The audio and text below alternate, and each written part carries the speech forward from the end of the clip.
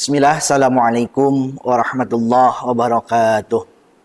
Alhamdulillah, alhamdulillahilladzi arsala rasulahu bil huda wa dinil haq yudhhirahu ala dini kulli wa kafa billahi syahida. Asyhadu an la ilaha illallah wa asyhadu anna Muhammadan abduhu wa rasuluh. Allahumma salli ala sayyidina Muhammad wa ala ali sayyidina Muhammad amma ba'd. Qala Allah Ta'ala fil Qur'anil Karim, a'udzu billahi minasyaitonir rajim. Bismillahirrahmanirrahim. Laqad kana fi Rasulillahi uswatun hasanah al-ayah. Alhamdulillah, pada pagi hari ini kita akan menjelaskan mengenai tentang teladan Nabi Muhammad SAW. Namun, jika kita menelaah lebih dalam mengenai teladan Nabi Muhammad, kiranya membicarakan hal ini satu hari pun masih tidak cukup. Karena kalau kita lihat literatur dalam kitab klasik yang menjelaskan mengenai teladan Nabi Muhammad itu sangat banyak, hingga ribuan. Maka di sini kita mencoba menelaah teladan baginda Nabi Muhammad SAW dalam segi kasih sayang Nabi Muhammad. Jadi kita bahas mengenai teladan Nabi Muhammad dalam segi kasih sayangnya. Dalam ayat Al-Quran yang lainnya, ada ayat yang berbunyi, wa ma arsalnaka illa rahmatan lil alamin. Yang artinya, wa ma arsalnaka, dan tidak kami utus engkau, wahai Nabi Muhammad, illa rahmatan lil alamin, kecuali menjadi pemberi kasih sayang kepada semua makhluknya. Apa hubungan dua ayat ini? Yang pertama, Nabi Muhammad menjadi sosok suri tauladan. Kalau dalam bahasa, suri tauladan itu bagaikan magnet. Jadi sebagian ulama ahli tafsir menjelaskan bahwa suri tauladan itu bagaikan magnet. Maksudnya, ketika ada orang kemudian ia mengikuti satu sisi kebaikan Nabi Muhammad saja, ia akan jadi magnet. Ia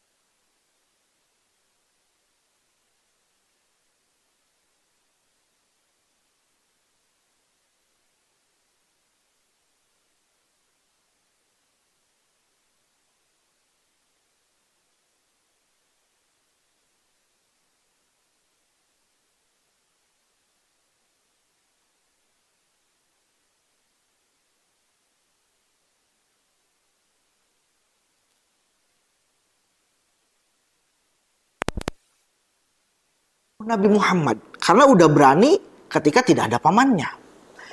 Sebegitu kerasnya orang kafir Quraisy, musuh-musuh Nabi Muhammad kepada Nabi Muhammad. Tapi ternyata Nabi Muhammad itu tidak membalas apa yang Nabi Muhammad rasakan. Ketika Nabi Muhammad sudah hijrah dari kota Mekah hijrah ke kota Madinah, Nabi Muhammad membuat satu negara dan kebetulan Nabi Muhammad jadi kepala negara di sana, menggabungkan kedua suku, ada suku Aus dan suku Khazraj, kemudian berdampingan umat Islam dan umat Yahudi, kemudian ada juga orang Nasrani. Di sana Nabi Muhammad membentuk satu negara dan kebetulan Nabi Muhammad kepala negaranya. Nah, pertama kali bagaimana sikap Nabi Muhammad atau kasih sayang Nabi Muhammad kepada musuhnya? Dulu ada yang namanya Fathul Makkah. Jadi Fathul Makkah itu peperangan, cuman tanpa ada pertumpahan darah. Jadi Fathul Makkah, Nabi Muhammad ketika sudah di Madinah, ia itu nyerang ke kota Mekah. Tapi Nabi Muhammad tidak sama sekali menumpahkan darah di kota Mekah. Padahal idealnya ketika itu kan Nabi Muhammad awal-awal di Mekah dicemooh, disiksa, dilempari batu, dilempari kotoran unta, hingga akan dibunuh. Tapi ketika Nabi Muhammad udah membentuk satu pasukan, udah membentuk satu negara di Madinah, udah kuat Islam pada saat itu, ketika nyerang ke kota Mekah, itu tidak ada pertumpahan darah. Ini kasih sayang Nabi Muhammad yang perlu kita contoh, walaupun ke musuh-musuhnya. Malah ada cerita lagi, ketika Nabi Muhammad hijrah ke kota Taif dulu tuh, Nabi Muhammad diperintahkan oleh Allah untuk hijrah ke kota Taif. Dan kebetulan orang-orang kafir Quraisy ini tahu kalau Nabi Muhammad akan hijrah ke kota Taif. Kemudian sebelum Nabi Muhammad ke kota Taif, orang kafir Quraisy udah duluan memberitakan kepada kepala suku yang ada di kota Taif bahwa nanti akan ada satu orang yang menyebarkan ajaran baru yang mengasingkan ajaran nenek moyang kita. Itu dukun, itu sesat, ya, itu orang gila. Jadi sebelum Nabi Muhammad hadir ke kota Taif, orang-orang Taif ini udah didoktrin sama orang kafir Quraisy. Alhasil, ketika Nabi Muhammad datang ke kota Taif, dia berbincang, berdialog dengan kepala suku yang ada di kota Taif, bukan disambut hangat. Tapi Nabi Muhammad dijelek-jelekan, dituduh orang gila, dituduh penyihir, hingga Nabi Muhammad dilempari batu oleh budak-budak, oleh hamba sahaya dan oleh anak kecil. Hingga pada saat itu kaki Nabi Muhammad itu keluar darah. Nabi Muhammad lari dengan sahabatnya Harisah, kebetulan waktu itu 2 orang, lari, ya. Nah, pada saat Nabi Muhammad istirahat, Nabi Muhammad berdoa kepada Allah. Ketika Nabi Muhammad selesai berdoa kepada Allah, datanglah malaikat. Malaikat Jibril dan malaikat Jabal, ya, malaikat yang menjaga gunung. Hampir-hampir saja malaikat yang menjaga gunung itu menjatuhkan gunung kepada orang-orang Taif. Tapi Nabi Muhammad tidak mengizinkan hal itu terjadi. Padahal secara nalarnya Nabi Muhammad datang ke kota Taif bukan disambut hangat, malah dilempari batu. Dikejar-kejar hingga berdarah. Tapi ketika dibela oleh malaikat untuk ditolong Nabi Muhammad ini dibalas oleh malaikat, tapi Nabi Muhammad menolaknya. Apa yang keluar dari lisan kekasih kita, Rasul kita? Kata Nabi Muhammad, tidak usah kau tumpahkan itu gunung. Semoga kedepannya orang-orang Taif, turunan-turunan Taif, dia memeluk agama Islam. Ini kasih sayang baginda Nabi Muhammad terhadap orang kafir, terhadap musuh-musuhnya Nabi Muhammad yang sebelumnya menyakiti Nabi Muhammad. Yang kedua, bagaimana kasih sayang Nabi Muhammad terhadap non-muslim. Kita tahu bahwa ketika Nabi Muhammad setelah di Madinah, Nabi Muhammad itu berdampingan dengan orang Yahudi, dengan orang Nasrani. Dan kebetulan Nabi Muhammad menjadi pemimpin pada waktu itu di kota Madinah. Idealnya, seorang pemimpin yang baru saja mendapatkan perintah untuk menyebarkan agama, mampu untuk mengislamisasikan di kota Madinah. Tapi apa yang dilakukan Nabi Muhammad? Nabi Muhammad tidak melakukan demikian. Orang Nasrani silakan beribadah kepada kepercayaannya. Orang Yahudi silakan beribadah menurut pemahaman Yahudinya. Orang Islam silakan beribadah kepada Allah. Tidak ada paksaan. Padahal idealnya Nabi Muhammad bisa mengislamisasi pada waktu itu. Malahan ada kata-kata yang populer yang keluar dari lisan baginda Nabi Muhammad kepada orang Muslim pada waktu itu. Apabila ada orang Muslim atau barang siapa di antara umat Muslim yang menyakiti orang-orang kafir zimmi ya. Kafir zimmi itu secara fikih itu orang kafir yang memang dia tidak memerangi orang Islam. Yang berdampingan dengan umat Muslim tapi wajib bayar jizyah. Nah, ketika itu Nabi Muhammad mengatakan bahwa siapa saja yang menyakiti atau menzolimi kafir-kafir zimmi ini, nanti di akhirat kelak akan menjadi musuhku. Seadil itu Nabi Muhammad. Sesayang itu Nabi Muhammad terhadap non-muslim saja. Jadi kalau kita bayangkan ada Nabi Muhammad, kita melihatnya secara langsung bagaimana Nabi Muhammad menyayangi sesama. Mungkin, wah Masya Allah. Itu hal yang spektakuler. Kemudian yang ketiga, bagaimana kasih sayang Nabi Muhammad yang diberikan kepada umatnya. Ada satu ayat Al-Quran yang populer juga. Ayatnya wa in tu'adzibhum fa innahum ibaduk wa in tagfir lahum fa innaka antal azizul hakim. Jadi ada sejarah di balik ayat itu. Suatu malam Nabi Muhammad sholat penuh, semalaman penuh Nabi Muhammad itu sholat. Padahal kalau kita analisis ya, ngapain sih Nabi Muhammad sholat malam-malam sampai kakinya itu bengkak? Padahal kan Nabi Muhammad sudah dipastikan oleh Allah ia akan masuk surga. Terus untuk apa Nabi Muhammad sholat semalaman hingga kakinya bengkak? Ternyata Nabi Muhammad semalaman sholat hingga kakinya bengkak, Nabi Muhammad sedang merayu Allah. Untuk apa Nabi Muhammad merayu Allah? Di sini Nabi Muhammad memberikan kasih sayang kepada umatnya. Walaupun umatnya belum hadir, walaupun umatnya belum ada pada saat itu, tapi Nabi Muhammad sudah mendoakan supaya umatnya itu tidak diazab. Kalau kita artikan ayat yang tadi yang dibaca berulang-ulang kali oleh Nabi Muhammad, wa in tu'adzibhum fa innahum ibaduk. Jika engkau ya Allah mengazab umatku, umatku itu hamba-hambamu ya Allah. Wa in tagfir lahum fa innaka antal azizul hakim. Dan jika engkau ya Allah mengampuni umat-umatku, fa innaka antal azizul hakim, maka sesungguhnya engkau itu maha perkasa dan bijaksana.